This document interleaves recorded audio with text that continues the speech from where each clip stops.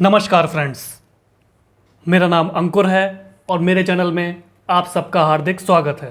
Friends, आज इस topic पे मैं अपना लेक्चर आपको देने जा रहा हूँ। बेसिकली वो कंटिन्यूएशन है बेसिक कंसेप्ट्स ऑफ इलेक्ट्रिसिटी में, जिसमें मैं अभी तक मैग्नेटिज्म और इलेक्ट्रोमैग्नेटिज्म डिस्कस करता हुआ आ रहा था अपने प्रीवियस लेक्चर से। तो आज भी मैं वो ही कंटिन्यू करूँगा और थोड़ा सा वो आगे भी कंटिन्यू रहेगा।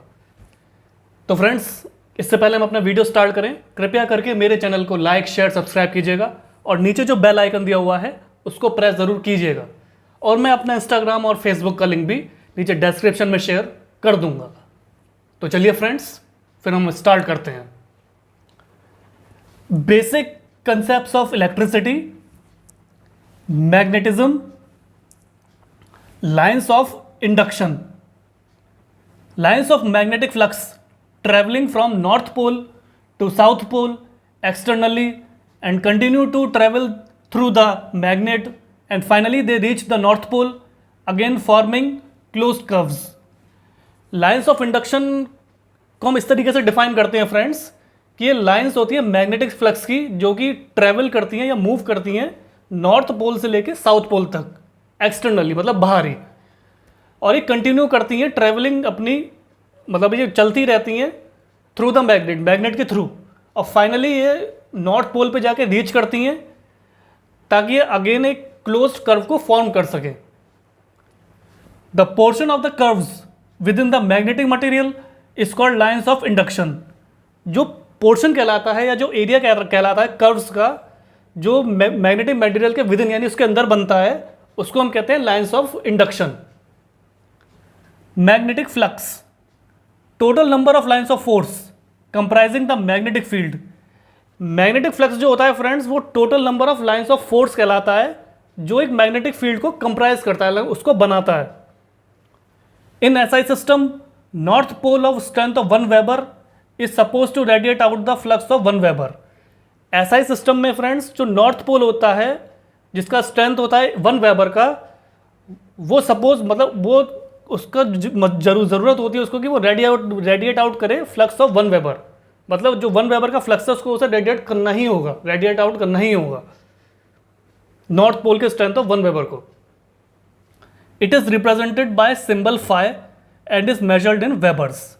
इसको हम सिंबल फाई से डिनोट करते हैं और इसको हम जो मेजर करते हैं, उसको हम नापते हैं, वो वेबर में नापते हैं।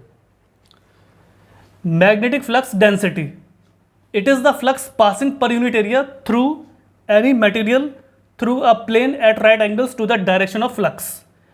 मैग्नेटिक फ्लक्स डेंसिटी को हम इस तरीके से डिफाइन करते हैं फ्रेंड्स, ये एक ऐसा फ्लक्स होता है जो पास कर रहा होता है पर यूनिट एरिया के थ्रू किसी मटेरियल का एक प्लेन के थ्रू, जो कि राइट एंगल पे होता है किसी फ्लक्स की डायरेक्शन के।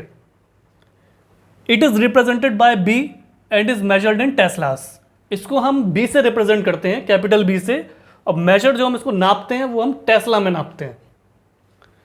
B is equal to phi upon A और B is equal to mu r mu naught H, where mu r is the relative permeability of the material of bar magnet, capital H is the magnetic field strength. Magnetic moment, product of strength of one of the poles and magnetic length of bar magnet.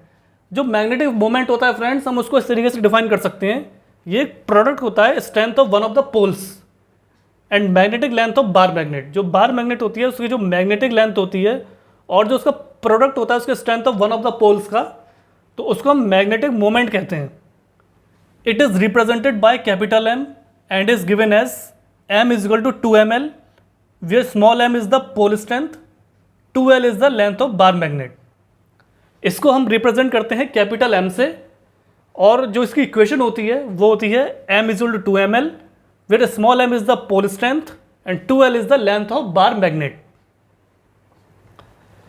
Intensity of magnetization, magnetic moment per unit volume and represented by capital J और pole strength per unit area, that is J is equal to m upon a। जो intensity of magnetization होता है वो magnetic moment होता है पर unit volume का, और इसको हम रिप्रेजेंट करते हैं कैपिटल J से या फिर pole strength per unit area, that is J is equal to m upon a। Friends, मैं आपको फिर से मैग्नेटिज्म की ये टर्म्स, लाइंस ऑफ इंडक्शन वगैरह फिर से समझा देता हूं। लाइंस ऑफ इंडक्शन जो होता है फ्रेंड्स, ये मैग्नेटिक फ्लक्स की लाइंस होती हैं जो कि ट्रेवल करती हैं या मूव करती हैं नॉर्थ पोल से लेकर साउथ पोल तक एक्सटर्नली यानी बाहरी, और कंटिन्यू करती रहती है अपने ट्रेवल करने को, मूव करने को मैग्नेट के थ्रू, और फाइनली ये नॉर्थ पोल पे जाकर रीच करती हैं ताकि ये क्लोज कर्व को फॉर्म कर सकें। जो पोर्शन होता है कर्व का जो मैग्नेटिक मटेरियल के अंदर होता है उसको हम लाइंस ऑफ इंडक्शन कहते हैं। मैग्नेटिक फ्लक्स जो होता है ये total number of lines of force होती हैं जो कंप्राइज करती है मैग्नेटिक फील्ड को। एसआई सिस्टम में क्या कहते हैं, जो नॉर्थ पोल होता है जिसकी स्ट्रेंथ 1 वेबर होती है, उसका काम होता है कि वो रेडिएट आउट करे फ्लक्स ऑफ 1 वेबर। इसको हम रिप्रेजेंट करते हैं फाई सिंबल से, और इसको हम मेजर करते हैं या नापते हैं वेबर में। मैग्नेटिक फ्लक्स डेंसिटी, इसमें क्या होता है, इसकी जो फ्लक्स होती है जो पास कर रही होती है पर यूनिट एरिया के थ्रू, किसी मटेरियल के थ्रू, और जो कि किसी प्लेन पे है, एट राइट एंगल्स पे है फ्लक्स की डायरेक्शन के, इसको हम रिप्रेजेंट करते हैं कैपिटल बी से, और इसको मेजर करते हैं टेस्ला से। इसकी जो इक्वेशन होती है वो होती है B equal to phi upon A, और B equal to mu r mu naught H, where mu r is the relative permeability of the bar magnet, capital H is the magnetic field strength.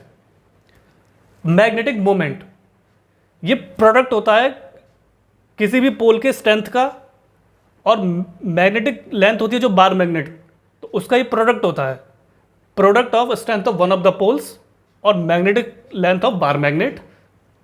इसको हम represent करते हैं capital M से, और इसकी जो equation होती है वो होती है capital M equal to 2 small m into L, where small m is the pole strength, 2L is the length of bar magnet. Intensity of magnetization, magnetic moment per unit volume represented by J, और pole strength per unit area that is J equal to M upon A। Means जो magnetic moment होता है पर unit volume का, उसको हम represent करते हैं कैपिटल J से, या फिर pole strength per unit area that is J equal to M upon A। तो फ्रेंड्स, ये था बेसिक कंसेप्ट ऑफ इलेक्ट्रिसिटी में मैग्नेटिज्म या फिर इलेक्ट्रोमैग्नेटिज्म, उससे कुछ इंपॉर्टेंट टर्म्स जो हमारी बेसिक इलेक्ट्रिकल इंजीनियरिंग में बहुत ही इंपॉर्टेंट होती हैं, क्योंकि बिना इनके जाने, बिना इनके इन्फॉर्मेशन के बगैर हम ऑल्टरनेटर्स, जनरेटर्स, ट्रांसफॉर्मर्स कि वो कैसे वर्क करते हैं, उनमें क्या क्या काम होते हैं, मैग्नेटिज्म क्या क्या रोल प्ले करता है, तो उसके लिए इन टर्म्स का जानना बहुत ज़रूरी है। और कुछ टर्म्स अभी और बची हुई हैं जो मैं आगे के लेक्चर में आपको और समझाता रहूँगा।